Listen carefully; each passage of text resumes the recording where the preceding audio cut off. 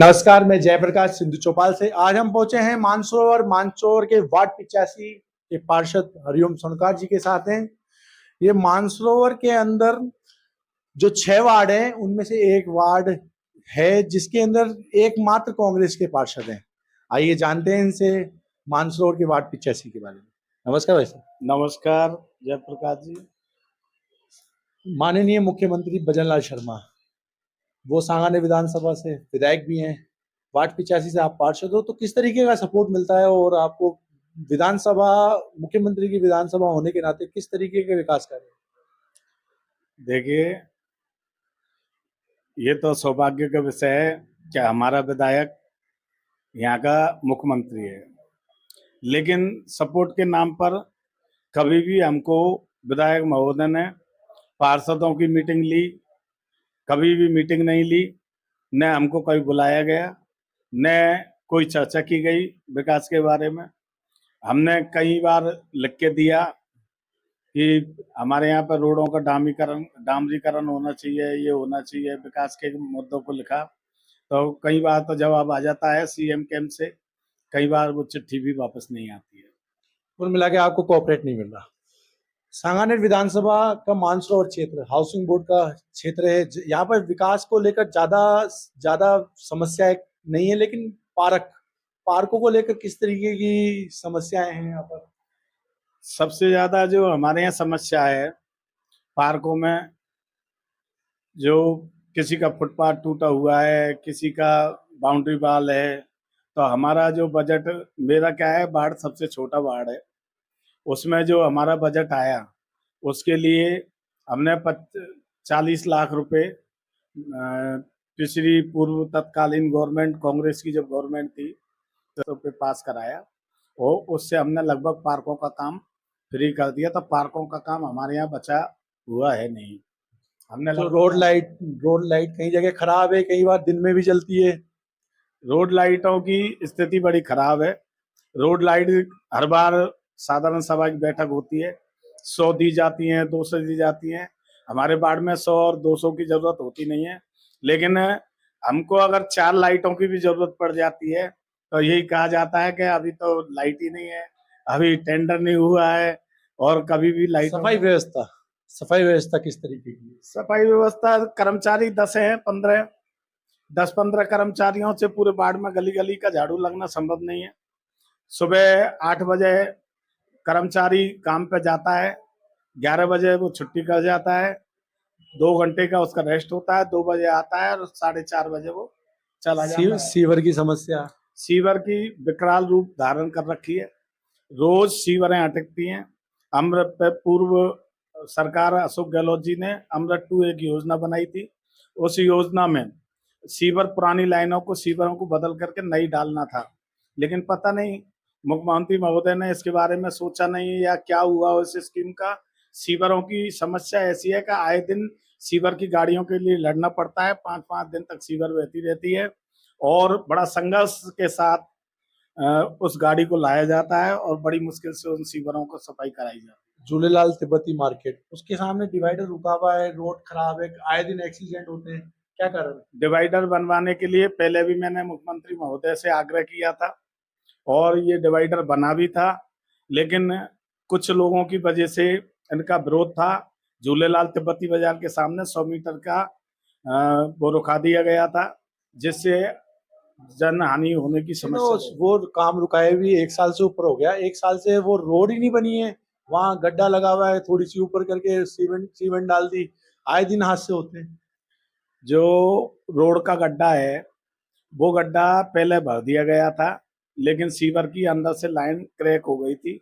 उस लाइन को भरने द्वारा से उस चेम्बर को सही करने के लिए वो लाइन को खोदा गया और खोदने के बाद ये बरसात की वजह से अभी रामकृष्णा अपार्टमेंट की जो लाइन है वो डलना बाकी है उस पर, तो वो लाइन डल जाएगी तब इस रोड का काम शुरू किया जाएगा। अगर हम बात करें सांगानेर में या मानसरोवर में, आपके वार्ड में बहुत से निर्माण ऐसे हैं जो कमर्शियल निर्माण हो रखे हैं और एक 50 गज 51 मीटर का एक छोटा सा निर्माण 117 सेक्टर के अंदर उसको सील कर दिया गया और बड़े बड़े जो निर्माण है वो ऐसे बन गए। एक आपके घर के सामने 119 के कॉर्नर पे जो वार्ड 75 के पार्षद है, उनके एक ऑफिस के सामने भी है। वो निर्माण बिना सेटबैक के अवैध कमर्शियल निर्माण हो गया। एक छोटे से निर्माण पर कार्रवाई हो गई। ये क्या है?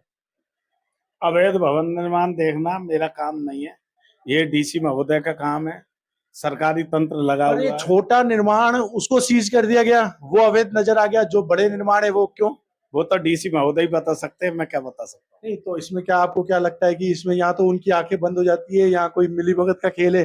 जहां से रकम मिल गई वहां वहां निर्माण होने देना है, और जहां नहीं मिली वहां नहीं होने देना नहीं, ये तो निष्पक्षता से देखना चाहिए।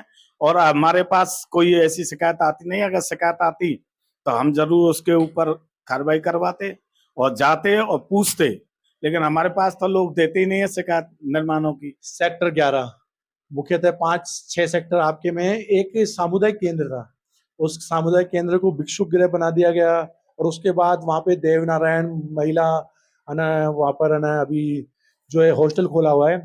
वहां पर एक बड़े से हॉल में हॉस्टल चल रहा है, तो इसके बारे में भी कुछ? देखो, इसके बारे में मुझे कोई नॉलेज नहीं है।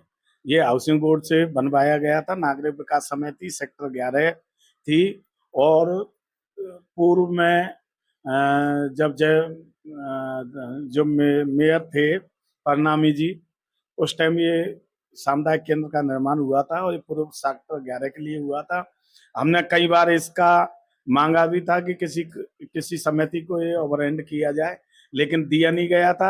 आपको क्या लगता है इसमें एक हॉस्टल अच्छी तरीके से संचालित हो पाता होगा एक हॉल के अंदर? हॉस्टल तो डालना ही नहीं था इसमें, हॉस्टल संचालित क्यों करना था? ये तो 117 में 111 में कुछ ईडब्ल्यूएस और एलआईजी के मकान हैं, उन लोगों के लिए वो सुविधा थी। उनकी शादी ब्याह के लिए वो एक नॉमिनल चार्ज पे अपने बच्चों की शादियों के लिए और एक सुविधा के रूप में डेवलप होना था। ये कोई हॉस्टल के लिए थोड़ी बनाया अब गया। बात करें संगठन की, तो कांग्रेस का संगठन मानसरोवर के अंदर किस तरीके से काम कर रहा धरातल पे काम कर रहा है, पूरा प्रयास है। है? कहीं मंडल अध्यक्ष तो दिखते ही नहीं है अभी। मंडल अध्यक्ष पूरे बाजार में है, दिखते ही नहीं है।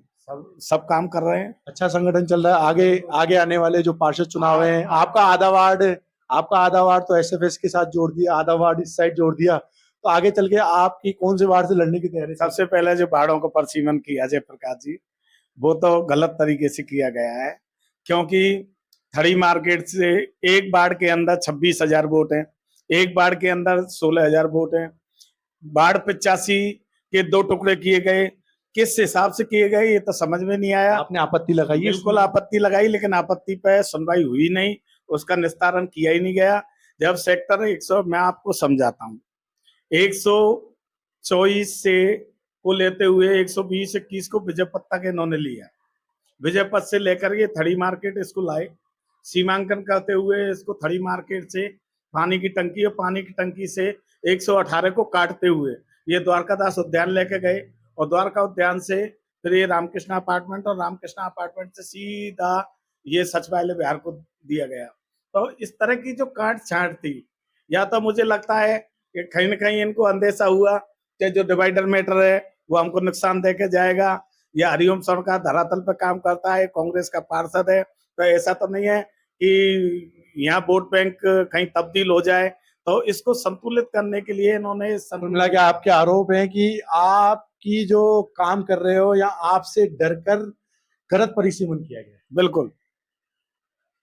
आप और कुछ कहना का चाहते हैं आप हमारे चैनल के माध्यम से? बहुत बहुत धन्यवाद आपको कि आप हरदम विकास की बात करते हो और समय समय पर यहाँ की खामियों को उठाते रहते हो। इसके लिए आपकी सिंधु चौपाल को बहुत बहुत धन्यवाद।